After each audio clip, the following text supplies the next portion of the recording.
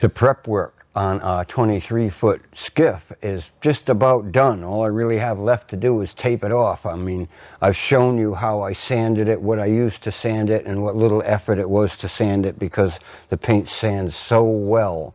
And the first thing I want to do is explain to you that I'm using a polyurethane paint. This is Total Boat Wet Edge 1 part polyurethane paint.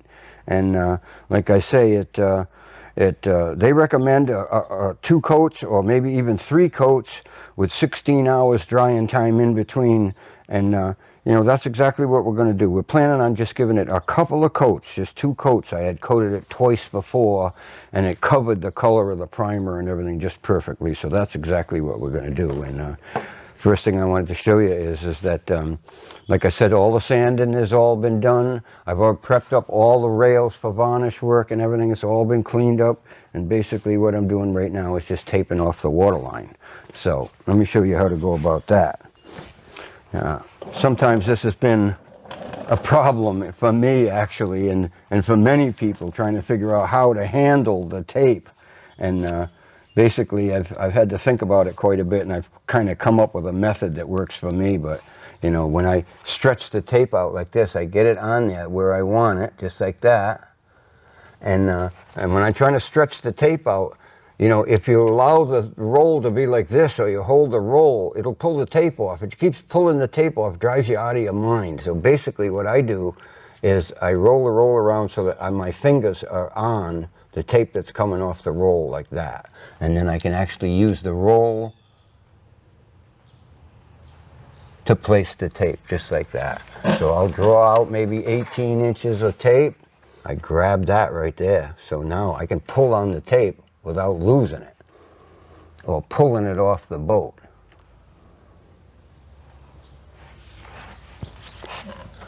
And before I go too far, I'm just going to take a look back at what I've already done and just see if there's any corrections or anything to be done. It looks actually pretty good, so I'm being pretty careful. And the last time I taped it off, I was as careful as I am being this time, so it makes this time a lot easier actually.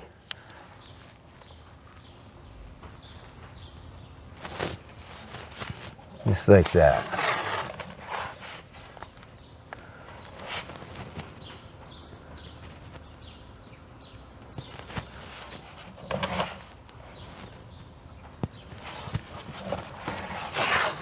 Amazingly enough, this can be very frustrating, and it has been for me in the past actually, but this is working pretty good. And normally I use 1-inch tape along the waterline, but the 1.5-inch tape right here is working really, really nicely. It actually draws out straighter.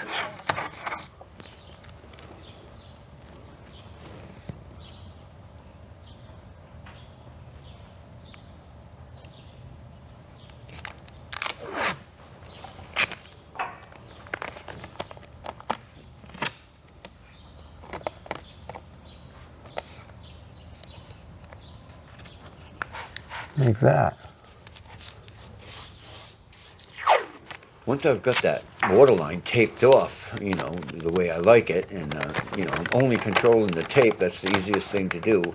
But I want to hang some paper, because I know when I roll this boat, you know, if I get really enthusiastic about rolling, it's going to spray a little bit off the roller. I don't want it all over the trailer and have to wipe that all off. So I'm just going to hang a little bit of protection along the waterline here for the trailer, and we'll take care of that. We've got these paper bags here. These are just to protect the trailer. I'm just going to droop some over the trailer like that in case I should drip some paint. I don't want to have to clean the trailer up afterwards. So that's what we're up to right there.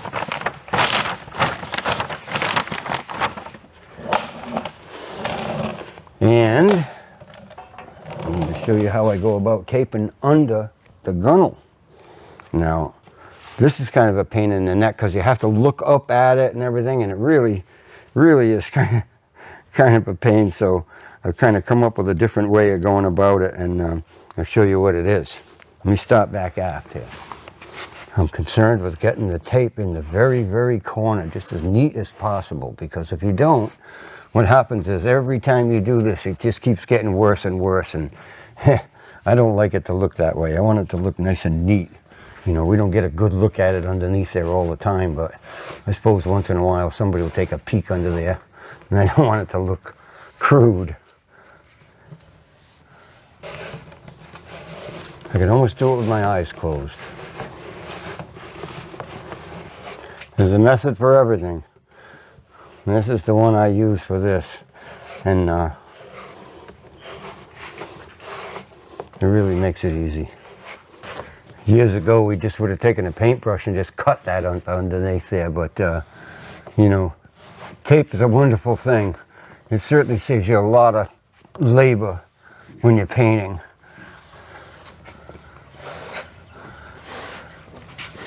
Makes the painting itself less stressful because you don't have to do any cutting. And you're assured that it's going to come out looking nice and neat, so it's pretty much the way to go.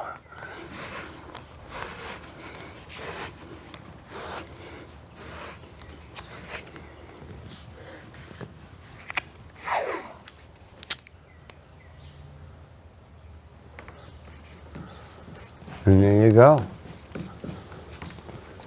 This is Special Thinner 100. This is the thinner that's compatible with the polyurethane paint. So this is the right product to wipe it down with right here. You don't need to have it very, very wet, but you can't help getting a little wet on your rag. And then you just kind of squeeze the rag around a little bit and just try to dampen the whole thing just a tiny bit. Like so. That'll be fine. There's also a de-waxer, you know, a surface prep solvent that you can use that would use for any product, anybody's products. Now I'm going to do it just a couple planks at a time here. That way I can make sure I get it all. Very simple thing to do, but very important. You don't want all that dust on there. Want to make sure that where anything was taped off, any tape was stuck to that surface, that you do a very, very good job wiping that down, because you can have tape residue. You don't want to have that between coats of paint. There you go. I'm going to do this side. Yeah. So that gets the hull as dust free as we can make it. We're in a very, very dusty shop, but we've allowed all the dust to kind of settle and cleaned up the area a little bit. I haven't even bothered watering the floor or doing anything like that. I believe that basically what's going to happen is we're going to get one coat on there pretty rapidly, shut the door, and take off and let it dry. Right here, I'm just popping a few holes down through the lip of that paint can. Well, I mixed the paint up in the can, and you know, with this polyurethane paint, this wet edge paint, you get very little sediment whatsoever, if any. So it's very easy to mix it up, and takes no time whatsoever. It's also available to thin this paint. You know, you'd use the special thinner, you know, brush and thinner 100. So we're going to start painting at the transom just to get a feel for the paint, because that's the part of the boat that is a little forgiving. Not as many people are looking at it. What you don't want to do is put the paint on too thick. You know, putting the paint on too thick or getting runs, that's your enemy. You know, you want the paint that you put on to go on nice and smooth and not have problems. Pretty nice.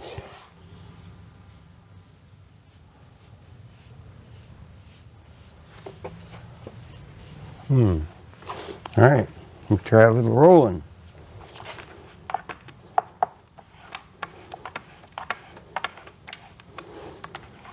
Takes a while to get the paint roller saturated really all the way through. And then it'll start covering a little bit more ground.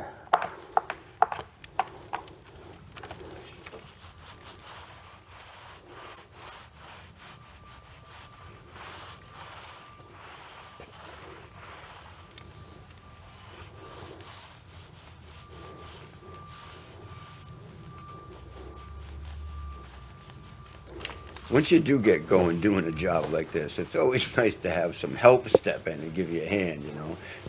I like guys that think and even look just the way I look. And do it the way I do it. So, I get a little bit of help once I get going, and it makes the job go a little bit faster. Once I got going painting this boat, I decided that even though I had thought about tipping it, quite a bit and put a lot of hours in thinking about it. Once I got to painting it, tipping it really didn't work out as well as I thought it might. It worked out better to just roll it with the foam roller, and it flattens out really, really nicely.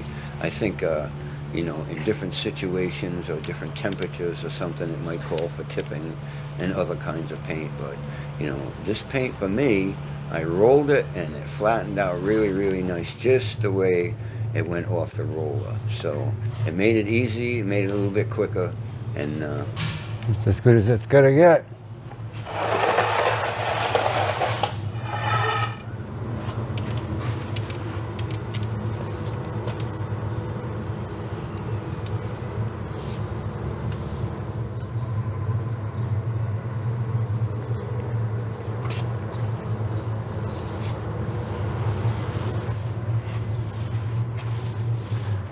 You don't want to, you don't want to not have enough time. You don't want to have a time when there's pollen and, wind and all these different things. You kind of have to wait till the conditions are right, or you have to control the conditions. I mean, that's what they do in a paint shop. Like say automotive paint, they control the conditions by using a paint stall and everything. Well, we don't have that, and we have a very dirty shop, and we're not professional painters. I'm certainly not a professional painter, but you get reasonably professional results as long as you use the right material. And this paint works out really, really nicely. And I think it does a better job just rolling than it would rolling and tipping. But you have to have the consistency of the paint exactly right. It has to want to flatten itself out, so you can't put it on too thick.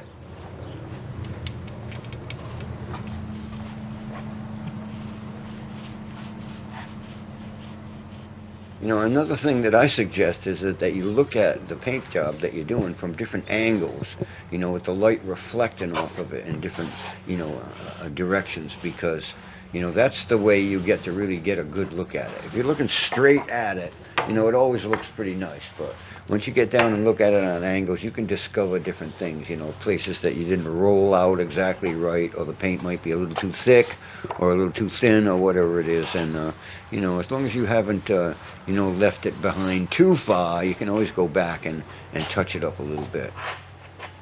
There you go. One coat of paint. Oh yeah, that looks way better than it did last time. Another coat will really make it look good.